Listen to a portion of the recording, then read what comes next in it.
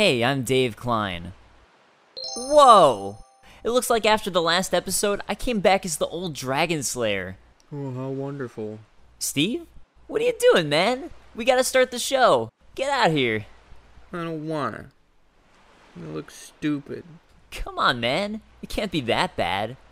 Fine. Hey, I'm Steve, also known as TerraMantis. Well, You look like an idiot! I mean, I get why I came back as the old Dragon Slayer, but why did you come back as the Covetous Demon? I don't know, Dave. I don't know why any of the stuff came back the way it did. Can we just start the show? Sure, buddy. Sure, you disgustingly awful, awful thing. Sure. Welcome to the second episode of 10 Things You Didn't Know About Dark Souls Inspiration Special. Number 10. It seems like Ornstein is everywhere these days, and I don't really understand why, because he's such a stupid character. You listening to me? But did you know that Dark Souls was not Ornstein's first appearance in a From Software game? Ibris Ornstein is the pilot of the mech Morose in Armored Core 4 Answers. Similar to Ornstein in Dark Souls being distinguished with the lion helmet, the mech's icon in Armored Core is that of a mountain lion. In one last interesting relation, in Dark Souls, instead of outright making the claim that Ornstein is in fact the leader of Gwyn's 4 elite knights, his armor description reads that Ornstein is believed to be the captain of the 4 knights. Now in Armored Core, the description of Ornstein the pilot states that he was the former commander of the Brahot Special Forces unit. Perhaps there's more of a connection there than you might believe. Maybe Dragon Slayer Ornstein is believed to be the captain because he was the only remaining knight, or perhaps the title of captain rightfully belongs to one of the other 3 knights. One more honorable mention is the possible connection between the Dragon Slayer and the American pianist and composer Leo Ornstein. There is no blatantly apparent correlation between the two, but it just seems too coincidental that Ornstein clearly shares the same name as the musician, and the Elite Knight ring belonging to the Dragon Slayer just so happens to be called the Leo ring. Perhaps the obscure connection was simply a nod of appreciation to the famous composer. The director of Dark Souls, Hidetaka Miyazaki, has often talked about his childhood imagination of Western medieval settings being a major influence for the Souls series. But did you know that several real-life locations became the influence for the art design for many of the Dark Souls cities? From the towers to the ingrown trees, Izalith can be found in real life at the Cambodian temple of Angkor Wat. Additionally, Masanori Watagai, the artist in charge of Anor Londo, was influenced by the Milan Cathedral, stating, "When I visited the cathedral in Milan, I walked beneath the buttresses and thought how fun it would be to walk upon them." According to both Watagai and Miyazaki, New Londo is the location most closely based off of a real-world location, and is based off of Mont Saint-Michel in Normandy, France. The design for Kirk's armor, ultimately made the Armor of Thorns in the end, went through many variations during its development. Originally, Miyazaki intended the artist to fashion the armor with inspirations based around the character Ichi Hydra from the manga series Saint Seiya. Ichi's armor had hidden spikes within the knees and gloves. After several disappointing iterations, Miyazaki decided to scrap the concept entirely and instead turned to the idea based on the manga JoJo's Bizarre Adventure for Kirk's design. The concept came from a trial in the comic called the 77 Rings Challenge. In this challenge, warriors must traverse rivers and mountains while killing combatants along the way to obtain and then wear rings from their defeated foes as proof of their victory.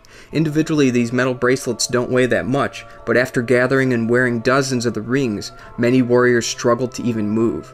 The concept of the 77 rings is what gave way to the creation and idea behind Kirk's Armor of Thorns, with each spike possibly representing the many worlds Kirk has invaded and then sought to murder the inhabitants. And one more additional note related to the JoJo's Bizarre Adventure manga. Throughout history, only 5 people had ever completed the 77 Rings Challenge, one of which was named Tarkus.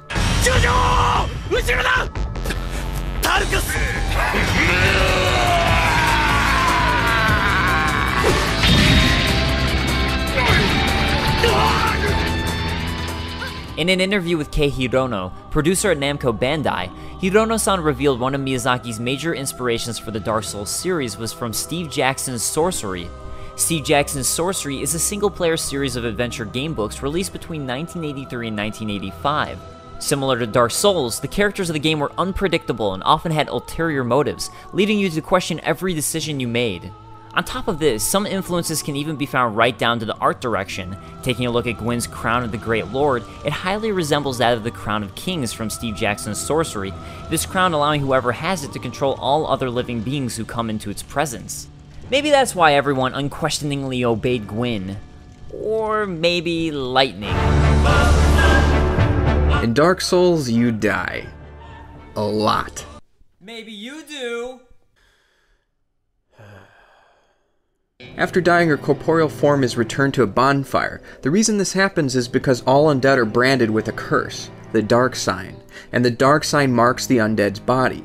While the Souls franchise isn't the first game developed by From Software where a curse is a central theme. In late 2000, From Software released the PS2 exclusive RPG Evergrace. One of the two playable characters, Darius, has a marking on his hand that he conceals known as the Crest. Some people of the world are intrigued by the crest, but most consider those who bear the odd marking cursed due to the misfortunes that usually befall the bearers. Huh? That mark on your hand! You have the crest! Get away! Ah! The cursed mark! For number 5, did you know that Harry Potter's influence is so widespread that it even affected, that's right, Dark Souls? In the Dark Souls design works, Miyazaki admits that the Duke's Archive staircase was a reference to the revolving staircase in Harry Potter.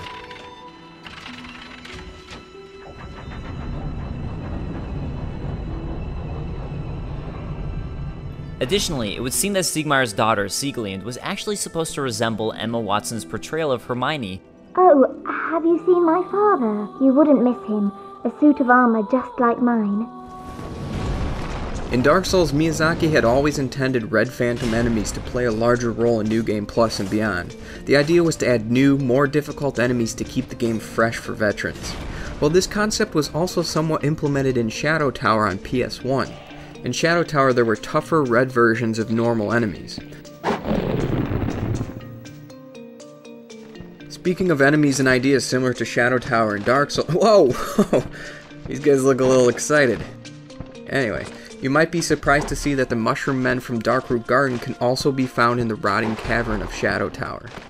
guess we know where that sticky white stuff came from in Demon Souls. You know what I'm saying? Yeah!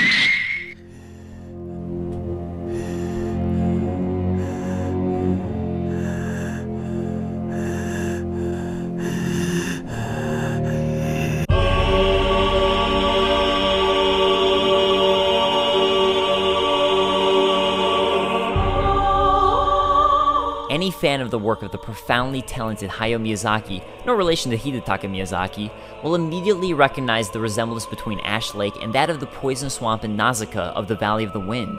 In Nausicaa, this ancient and forgotten forest lies underneath a poisonous desert and acts as the foundation for the land above it. Sounds similar to Ash Lake?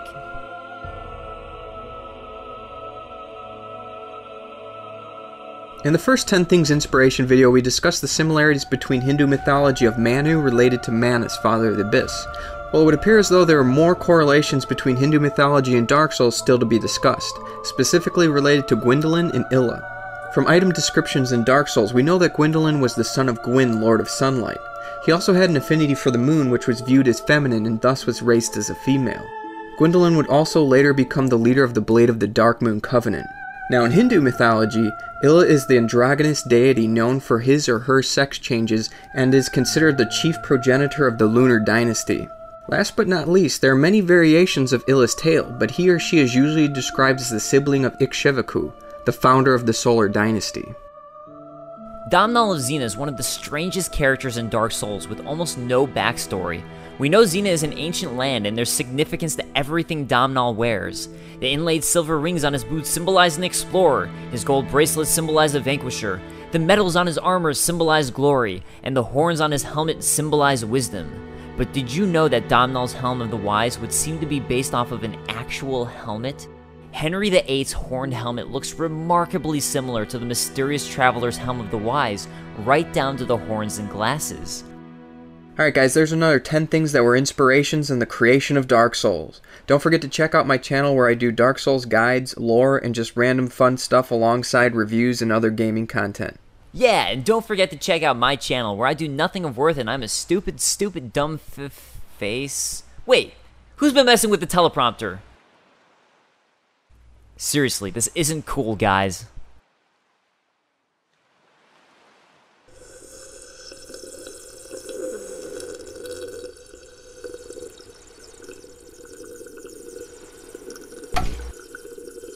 Alright, that's more like it. And check out my channel where I make Dark Souls lore, one-offs, collaboration videos, and my new super shows. Alright guys, thanks for watching.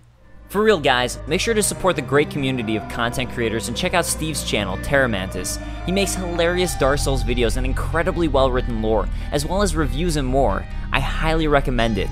Thanks for watching, and I'll see you next time.